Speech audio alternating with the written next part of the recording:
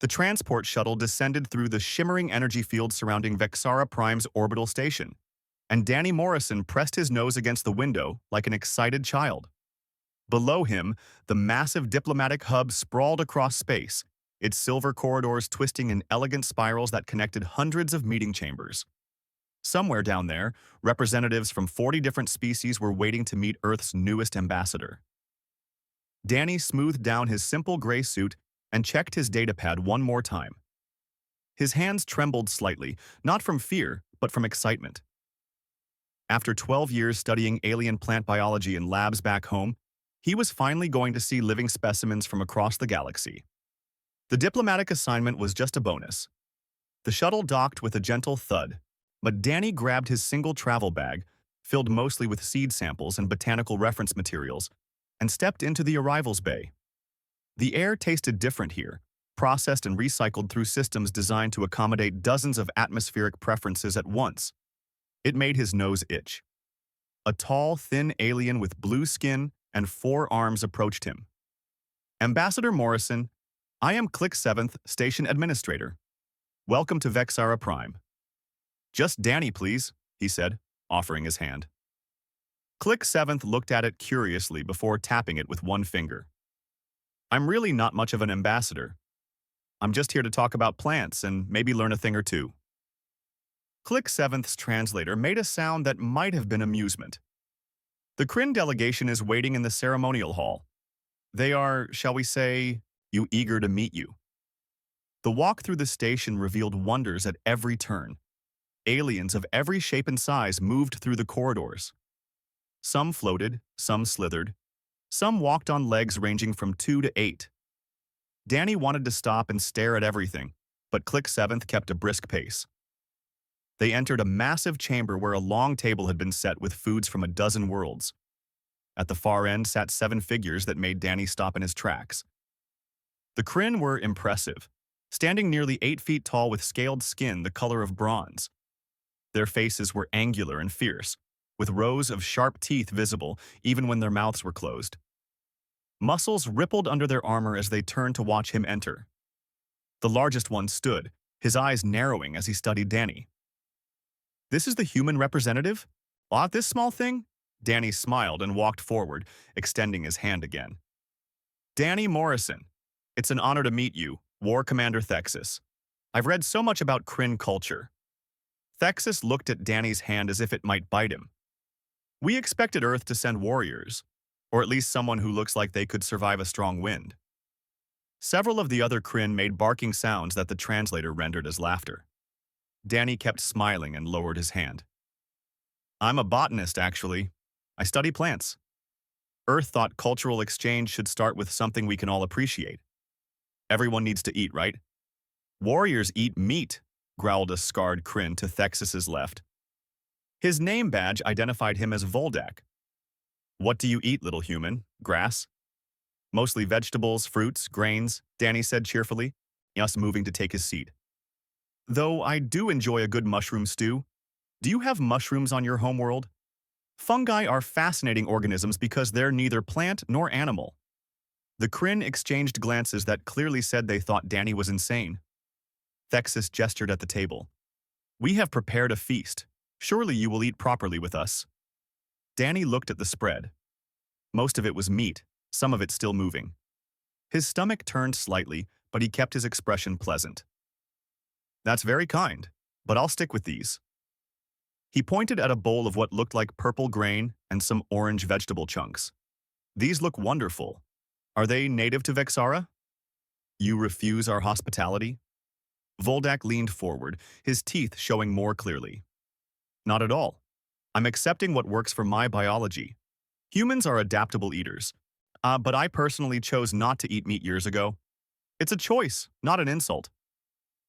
Danny filled his plate with the vegetables and took a bite. "Oh, these are delicious. The seasoning is incredible."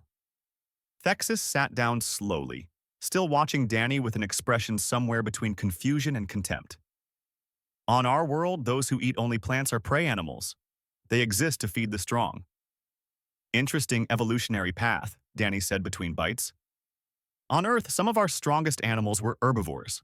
Elephants, gorillas, Rhinoceros. They didn't need to hunt because they were too powerful to be hunted. He paused, considering. Well, until humans came along, but that's a different story. You claim your prey animals were strong? Another Kryn spoke up, his tone mocking. Strong enough that predators avoided them when possible. Or a full-grown elephant could flip a car. That's a vehicle we use for transportation, Danny added helpfully. Gorillas could tear a person in half if they wanted to, but they usually didn't because they were peaceful. Voldak stood abruptly and walked around the table. He picked up Danny's datapad from beside his plate and held it up high, well out of reach. Can you retrieve this, little herbivore? Or are you too weak? Danny looked up at him calmly. The room went quiet. Every Kryn warrior was watching, waiting to see if the human would fight or submit. Danny set down his fork, wiped his mouth with a napkin, and stood up. He walked directly up to Voldak until they were almost touching. The Kryn was more than 2 feet taller. Danny looked up at him with the same gentle smile he'd worn since entering the room. Could you hand that back? Please? It has my presentation on cross-species agricultural cooperation. I was hoping to show you some earth flowers after dinner. I think you'd find them beautiful. Voldak stared down at him, clearly expecting fear. When he found none, just patient friendliness, something flickered across his face. Confusion, maybe. He dropped the datapad. It clattered on the floor. Danny bent down, picked it up, and checked it for damage. Thanks, he said quietly, returning to his seat. The Kryn laughed again, but this time it sounded forced. Thexus shook his head slowly. Earth sends us a fool who speaks of flowers to warriors. Danny smiled and took another bite of vegetables, saying nothing. He'd learned long ago that some people needed to learn lessons in their own time. The dinner continued with the Kryn telling battle stories and boasting of conquests, while Danny listened politely and asked questions about the ecology of their conquered worlds. They thought he was weak. They thought he was harmless. They had no idea how wrong they were. The alarm began shrieking just as dessert was being served, and everything changed. The alarm cut through the dining hall like a knife, sharp and insistent. Red lights flashed along the walls, and Click 7th's voice crackled through the communication system. All personnel to secure positions. We have hostile boarding parties in sectors 7 through 12. This is not a drill. Thexus was on his feet instantly, barking orders in his native tongue. The other Kryn warriors drew weapons that had been hidden beneath their formal robes. Voldak grabbed a plasma rifle from a storage locker Danny hadn't even noticed in the wall. Danny stood slowly, his meal forgotten. What's happening? Shrikers, Thexus growled. Pirates. They take hostages and sell them to the highest bidder. He looked at Danny with something almost like pity. Stay here, human. Hide under the table if you need to. We will handle this. The Kryn rushed out of the hall in formation, their heavy boots thundering against the metal floor. Danny stood alone in the sudden silence, broken only by the persistent wail of the alarm. He counted to 10 in his head, then walked calmly to the storage locker Voldak had opened. Inside were 3 more weapons. Danny selected a stun baton, the least lethal option available. He tested its weight, pressed the activation button to make sure it worked, then turned it off and slipped it into his belt. The station's layout flashed through his mind. He'd studied the maps during the 3-day journey here, memorizing exits and corridors out of habit. The diplomatic wing connected to the main residential area through a series of narrow maintenance passages. If the Shrikers were smart, they'd use those passages to avoid the main security forces. Danny moved to the door and listened. Footsteps, multiple sets, coming from the left corridor. Heavy weapons fire echoed from somewhere deeper in the station. He stepped out and turned right, moving quickly but quietly toward the residential sections. He found the first group of civilians 2 corridors over. A dozen aliens of various species huddled behind an overturned cargo container, including a small Kryn child who couldn't have been more than 5 years old in human terms. The child was crying, a high-pitched keen that hurt Danny's ears. An elderly delegate with green skin and tentacles for arms saw Danny approach. Get back, there are pirates coming. I know, Danny said softly. How many? We saw 4 of them, maybe 5. They have guns, big ones. They killed the guards and they're taking people. The tentacled alien pulled the Kryn child closer. Please, if you have weapons, protect the little one. Danny nodded and looked around. The corridor had ventilation grates near the ceiling, emergency lighting panels, and support beams running along the walls. He could work with this. Stay quiet and stay down, he said. Don't move unless I tell you to. He climbed onto the cargo container and used his baton to pry open a ventilation grate, working quickly but making as little noise as possible. The space inside was tight but manageable. He pulled himself up and inside, just as voices echoed down the corridor. The Shrikers spoke a language the translators rendered as harsh and guttural. 5 of them, just as reported, each carrying weapons designed to punch holes through reinforced walls. They were bipedal but hunched, with gray skin covered in scars and crude armor bolted directly into their flesh. More hiding rats, one of them said. The boss wants live ones for the markets, worth more than the dead ones. They approached the cowering civilians. The Kryn child's keening grew louder. Danny moved through the ventilation shaft until he was directly above them. His breathing was steady, his heartbeat slow and controlled. He'd learned this state years ago during his mandatory service time, back before he'd chosen the quiet life of botanical research. Some things you never forgot. He counted silently. 1, 2, 3. On 4, he dropped through the grate. The first Shrieker went down before he even registered Danny's presence. The stun baton caught him at the base of the skull, and he crumpled.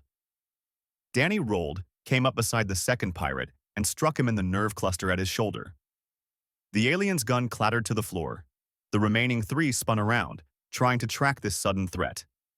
But Danny was already moving, using the fallen pirates' bodies as cover while he closed the distance. He swept the legs out from under the third Shrieker, then used the momentum to spring toward the fourth. This one managed to fire his weapon. The plasma bolt scorched the wall where Danny had been a heartbeat before. Danny caught the pirate's wrist, twisted it at an angle that made the alien shriek, and delivered a palm strike to his throat. The Shrieker dropped, gasping.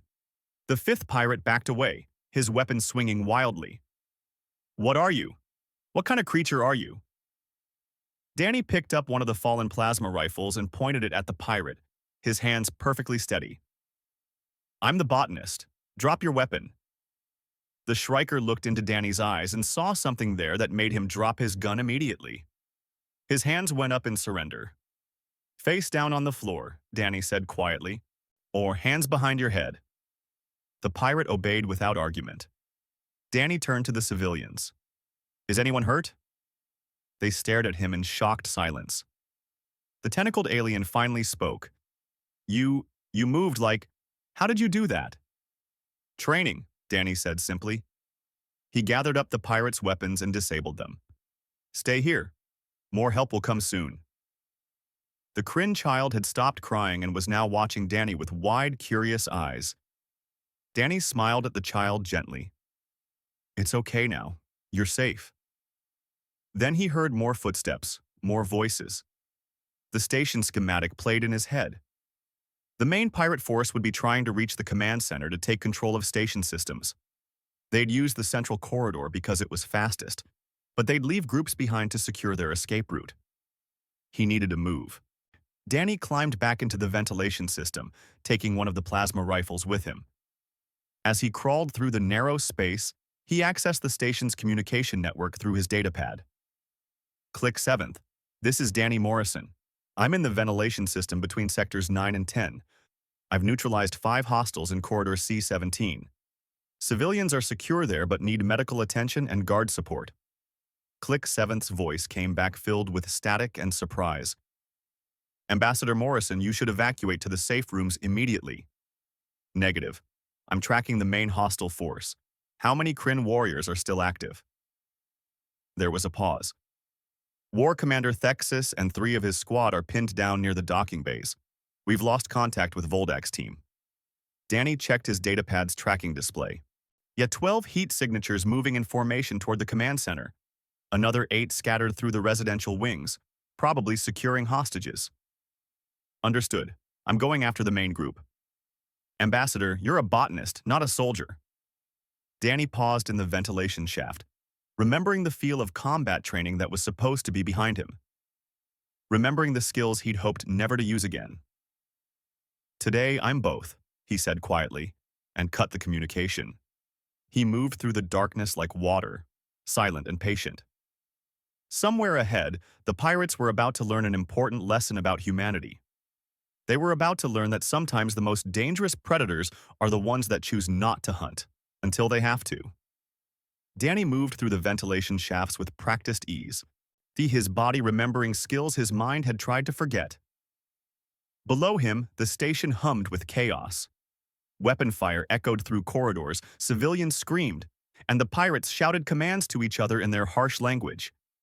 He stopped at an intersection where 3 shafts met and checked his datapad. The thermal scan showed the main group of 12 Shrikers moving steadily toward the command center. But something else caught his attention. 3 heat signatures separated from the main group, heading toward the medical bay where injured civilians were sheltering.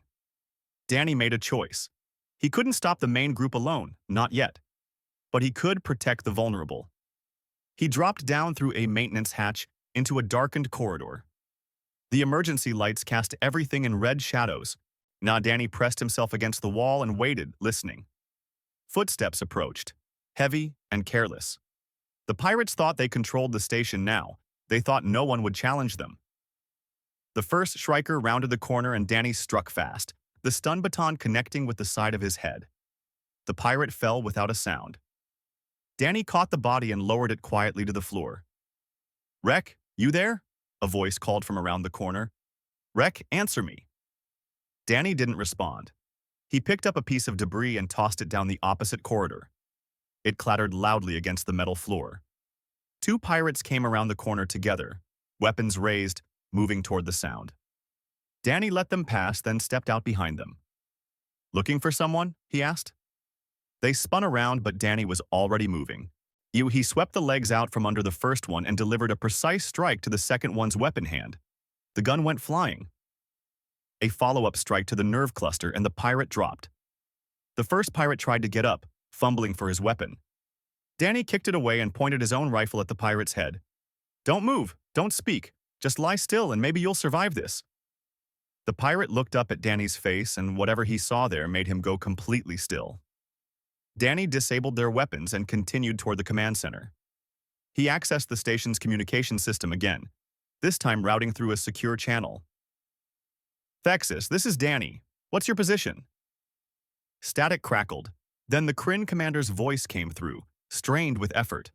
"Morrison, we're trapped in Docking Bay 4. Our 8 hostiles have us pinned down. 2 of my warriors are injured. Can you hold for 10 minutes? What are you planning, human? I'm going to make the pirates nervous. When they start pulling back, push forward. Drive them toward Sector 11, Corridor B." "You're insane. You're one small botanist against an army of killers." Danny smiled in the darkness. "Commander, on Earth we have a saying. The best hunter is the one the prey never sees coming." He cut the communication before Thexus could respond. Danny climbed back into the ventilation system and made his way above the main pirate force. They were gathered outside the command center, trying to override the security locks. Their leader, a massive 4-armed Grellian covered in scars and cybernetic implants, barked orders at his crew. Danny accessed the station's environmental controls through his datapad. The Shrikers had been so focused on the command center that they hadn't bothered to secure the maintenance systems. Amateur mistake. He started small. First, he cut the lights in their corridor. The pirates cursed and activated weapon-mounted flashlights, clustering closer together for security. Then Danny adjusted the temperature, dropping it 15 degrees in 30 seconds. Frost began forming on the walls. "What's happening?" one of the pirates shouted. "Is the station dying?" "Check the environmental systems," the leader growled. While they were distracted, Danny dropped a small smoke grenade he'd taken from one of the fallen guards. It hissed as it hit the floor, filling the corridor with thick gray vapor. "Ambush!" someone screamed.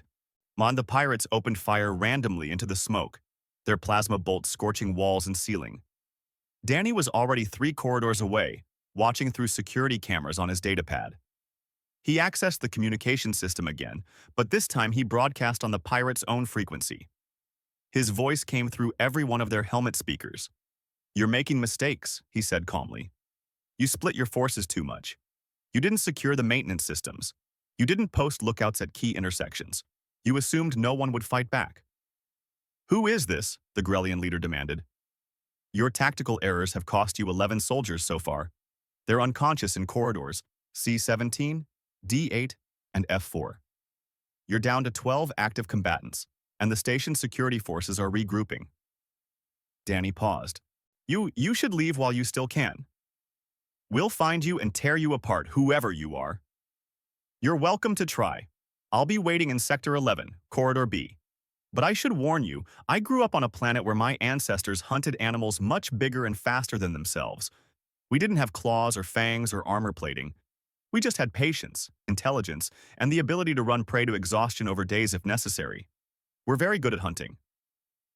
Danny cut the transmission and moved quickly through the ventilation shafts. He could hear the pirates arguing below, their confidence shaken. Some wanted to retreat, others wanted revenge. The leader was losing control of his crew. Perfect. He emerged in Sector 11 and set his trap. The corridor had support beams that could be loosened with the right tools, emergency bulkheads that could be triggered manually, gravity plating that could be adjusted in sections. Danny worked fast, preparing the environment. Then he positioned himself at the far end of the corridor, in plain sight, waiting.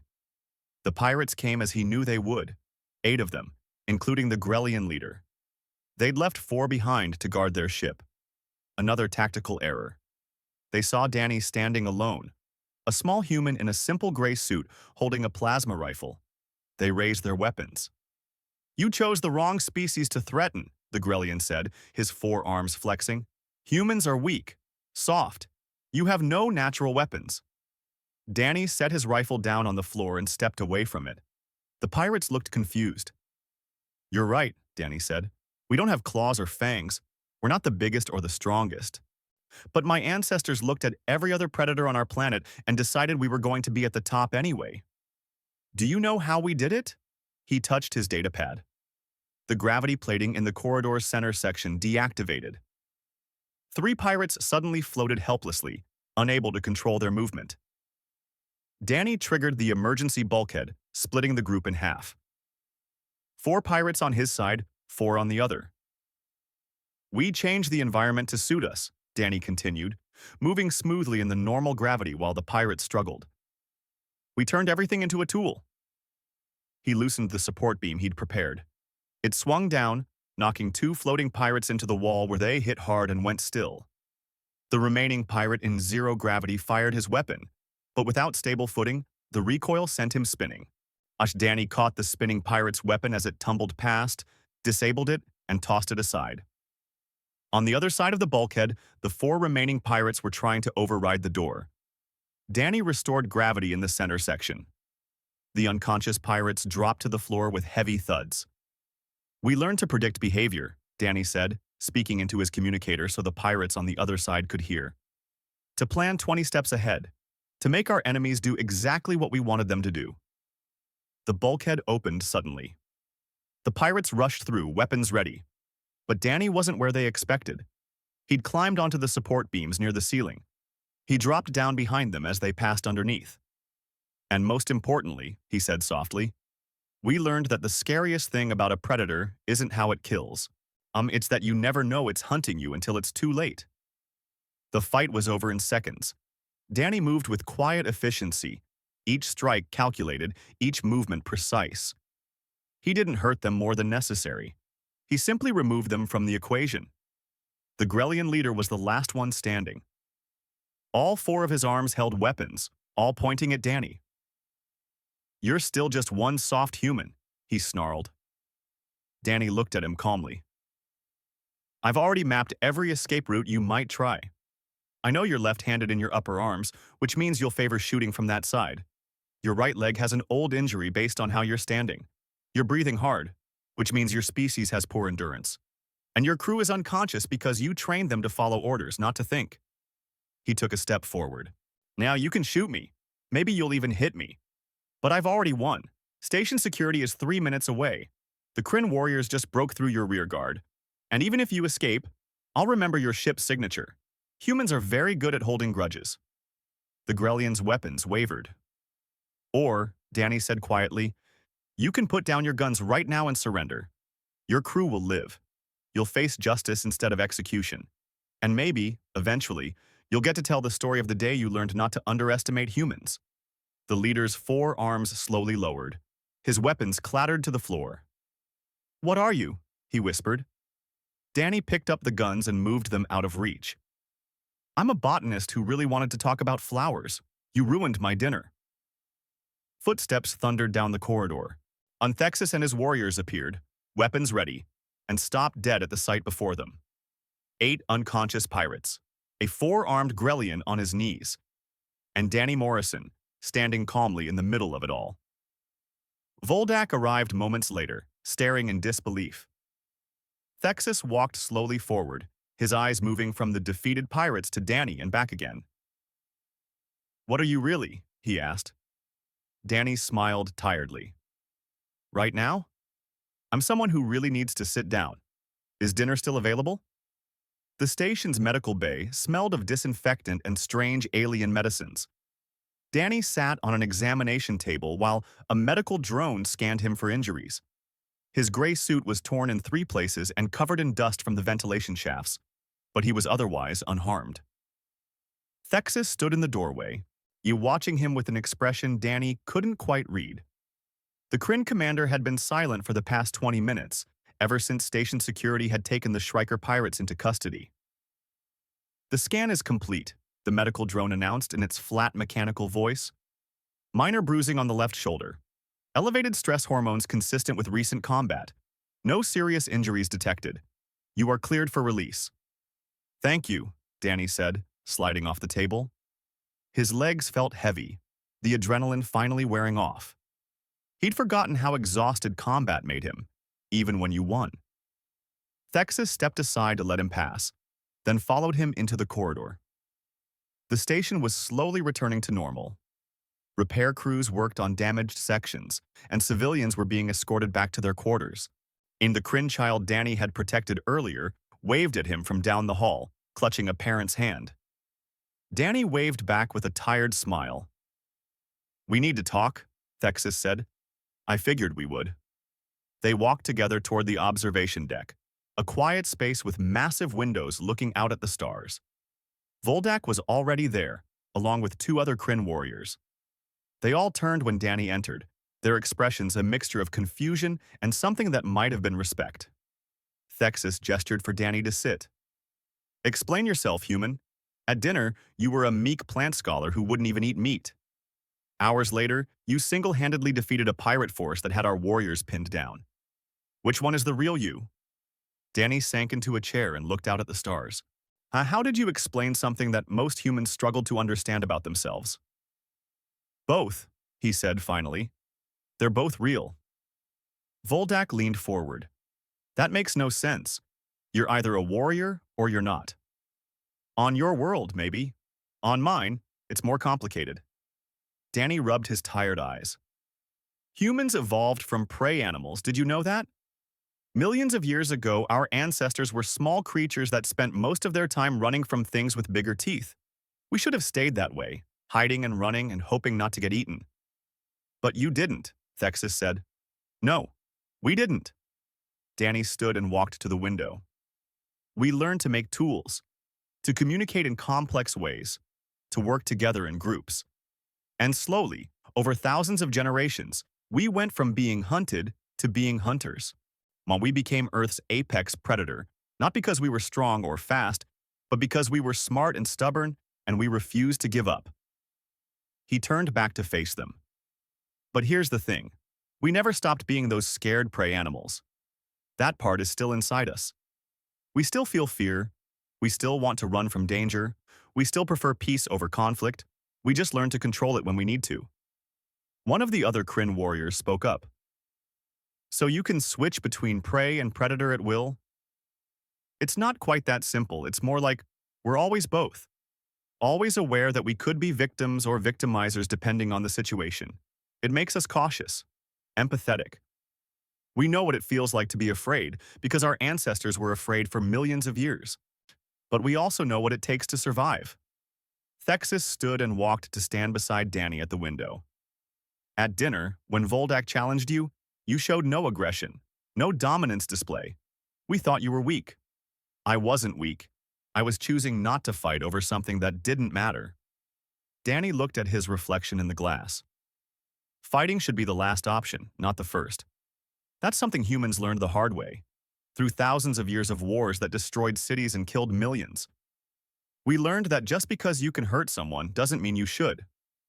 But when the pirates threatened civilians, you fought without hesitation, Voldak said quietly. Because that mattered. That little Kryn child in the corridor, those frightened civilians, they needed protection. At that point, I choosing not to fight would have been wrong. Danny's hands clenched at his sides. Humans have a saying, we're gentle until we can't afford to be. We prefer peace, but we'll bring war if necessary to protect those who can't protect themselves. The room fell silent. Outside the window, a supply ship drifted past, its running lights blinking in the darkness. Thexus finally spoke. The Galactic Council has misunderstood your species completely. We saw your diplomats, your scientists, your merchants, all of them polite and cooperative and non-threatening. We assumed that was all you were. It is all we are, Danny said, but it's not the only thing we are.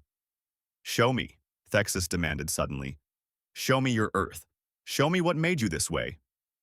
Danny pulled out his datapad and connected it to the observation deck's display screen. Images filled the wall-sized monitor. He showed them Earth's savannas where early humans had learned to hunt. Cities destroyed by wars and then rebuilt.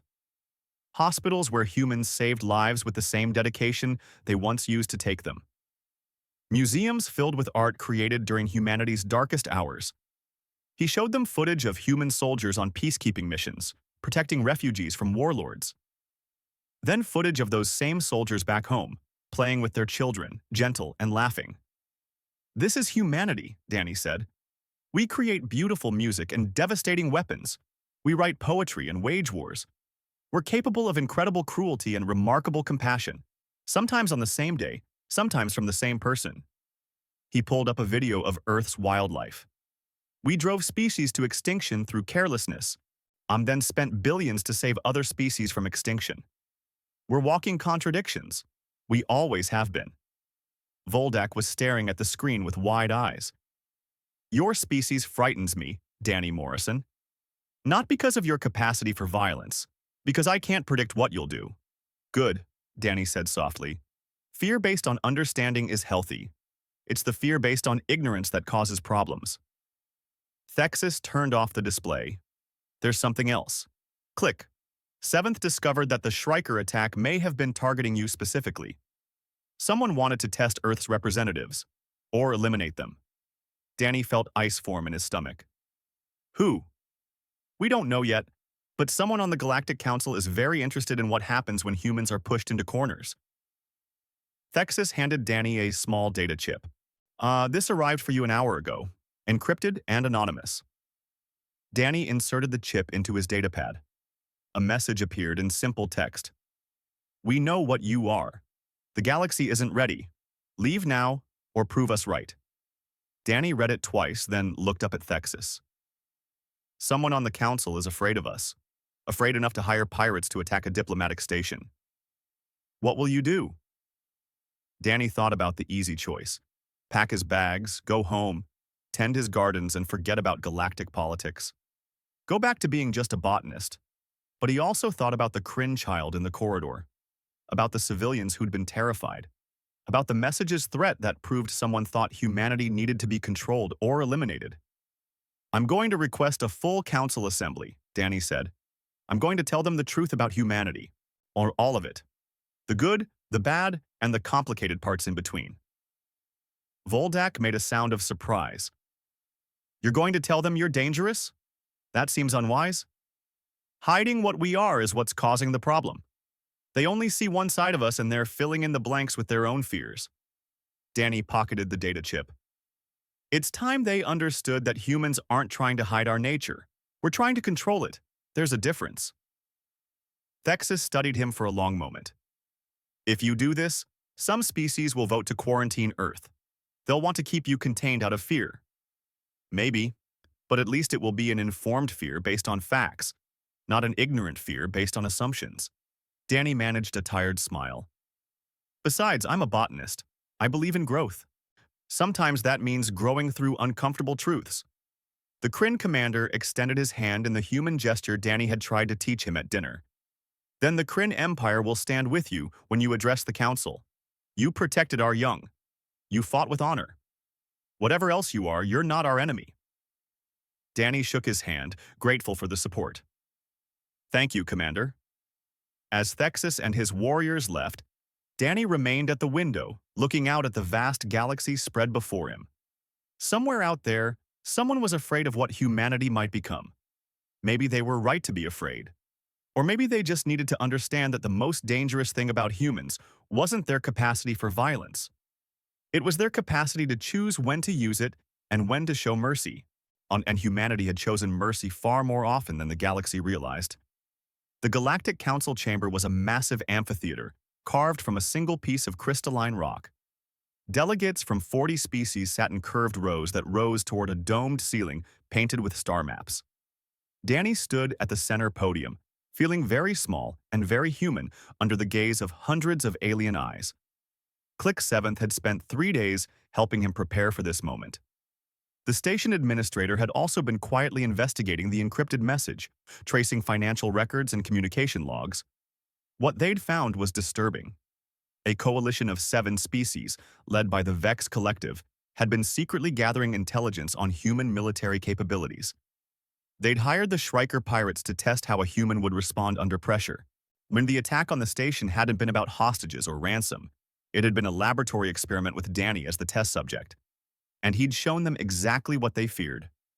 The council speaker, an ancient being whose species Danny couldn't identify, raised a crystalline appendage for silence.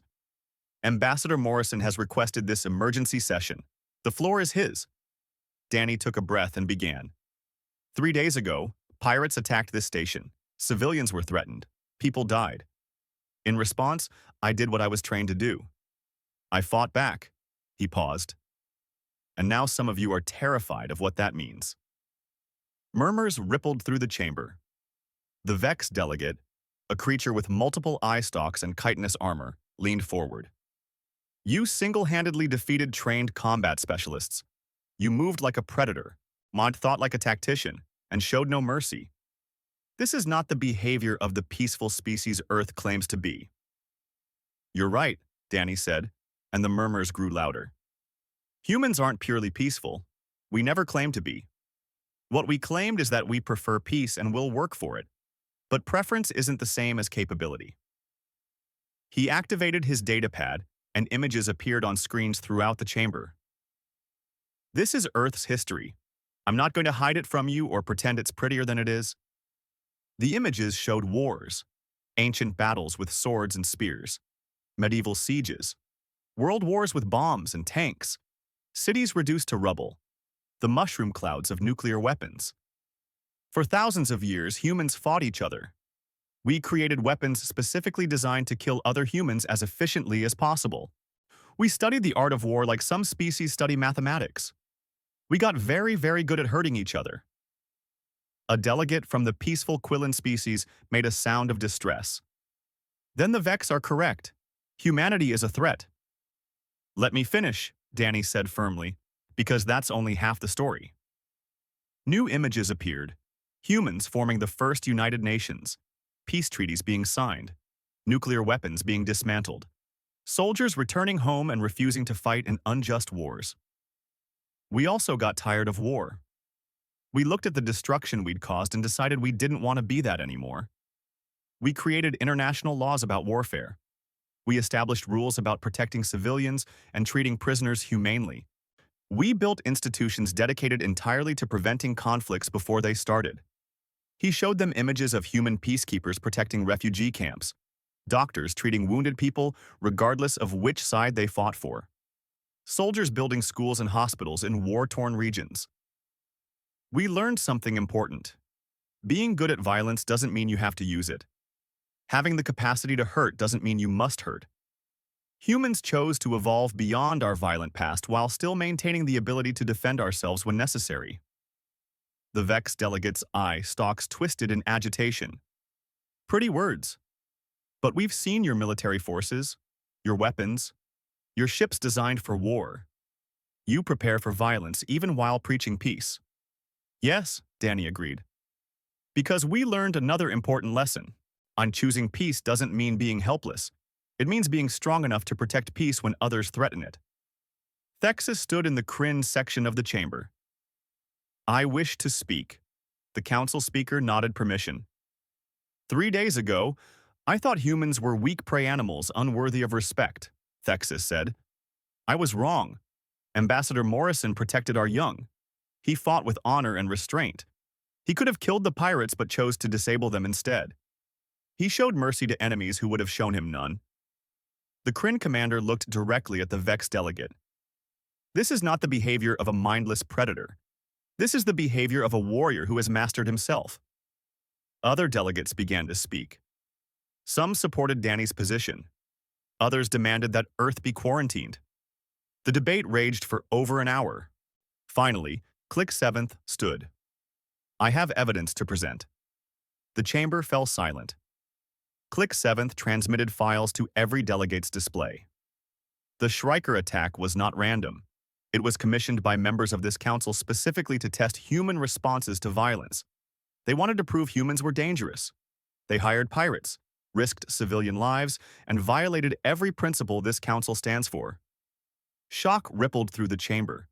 The Vex delegate tried to speak, but Click 7th continued. The evidence is conclusive. 7 species participated in this conspiracy. They were so afraid of what humans might be that they created the exact situation that would force a human to reveal combat capabilities. They manufactured the threat they claimed to fear. Danny watched as delegates turned to glare at the conspirators, or the political fallout would be severe. The council speaker's voice boomed through the chamber. This assembly will recess while we investigate these allegations. However, the question remains. What shall we do about humanity? Danny stepped forward. Let me answer that. You're wondering if humans will conquer the galaxy, if we'll use our skills at warfare to dominate peaceful species, if our history of violence means we can't be trusted. He looked around the chamber, meeting as many eyes as he could. Here's the truth. Humans could probably do those things. We have the capability, but we won't.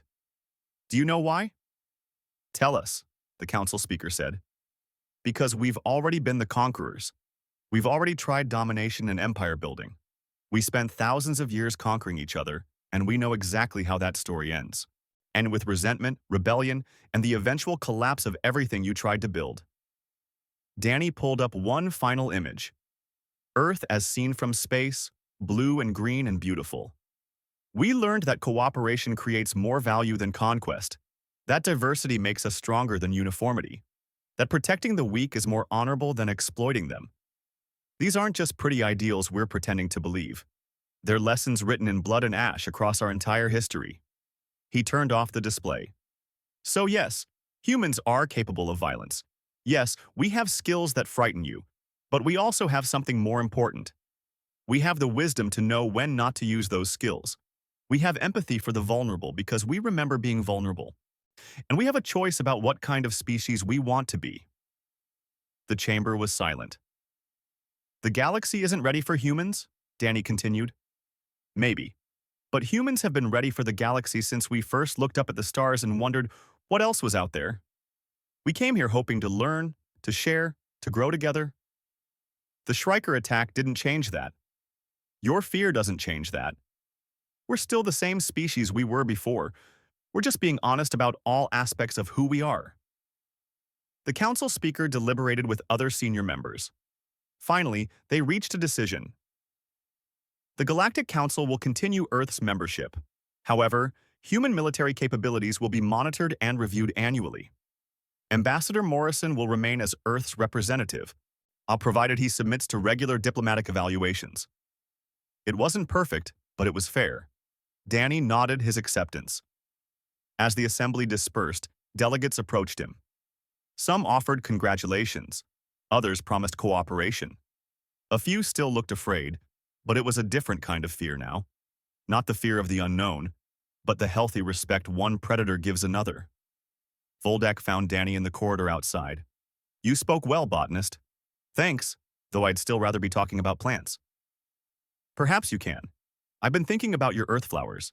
My homeworld's soil is harsh and acidic. Could anything from Earth grow there? Danny's face lit up with genuine enthusiasm. Absolutely. Rhododendrons love acidic soil and azaleas. Oh, and there's this wonderful plant called a hydrangea that actually changes color based on soil pH. I could send you samples. They walked together toward the gardens. Click 7th maintained on the observation level.